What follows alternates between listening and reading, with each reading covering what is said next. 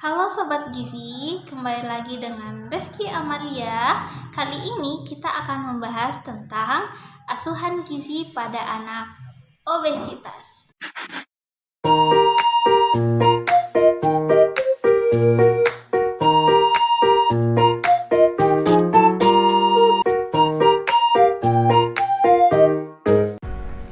Obesitas adalah kondisi di mana terjadi penumpukan lemak yang dapat mengganggu kesehatan.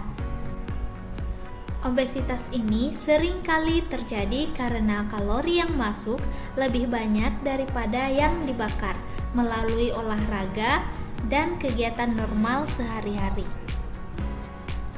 Jika tidak segera ditangani, obesitas bisa meningkatkan resiko terjadinya penyakit jantung, hipertensi, hingga diabetes. Proses asuhan gizi terbagi menjadi 4 tahapan yang sering diketahui dengan ADIME: asesmen, diagnosa, intervensi, monitoring, dan evaluasi. Nah, pertama mari kita bahas tentang asesmen. Asesmen merupakan tahap pertama dalam proses asuhan gizi, di mana tahap ini merupakan pengambilan data-data yang dibutuhkan dari pasien. Asesmen mencakup data riwayat makan.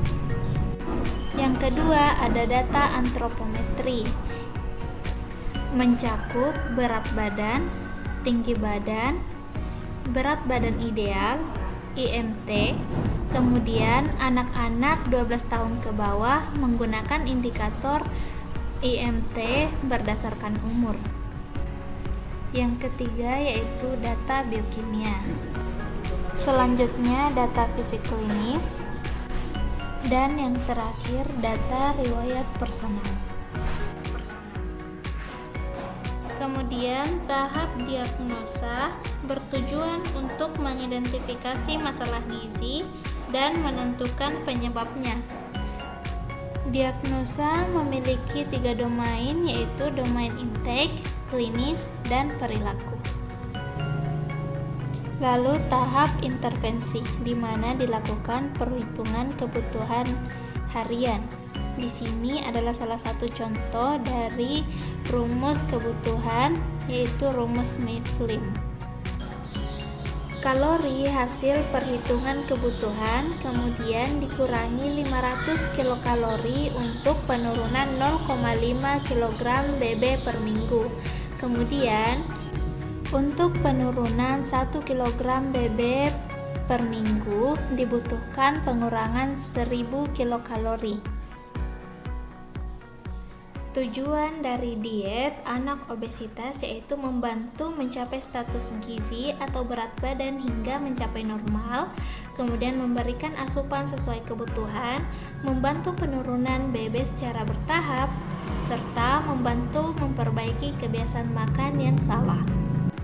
Setelah tujuan diet, ada prinsip diet, di mana makanan diberikan rendah energi, kurang dari 1000 kilokalori, kemudian protein diberikan lebih tinggi untuk mempercepat metabolisme, kemudian lemak diberikan sedang 20-30% dari total energi, lemak jenuh harusnya dihindari, kemudian karbohidrat diberikan sesuai kebutuhan 50-60% dari energi total.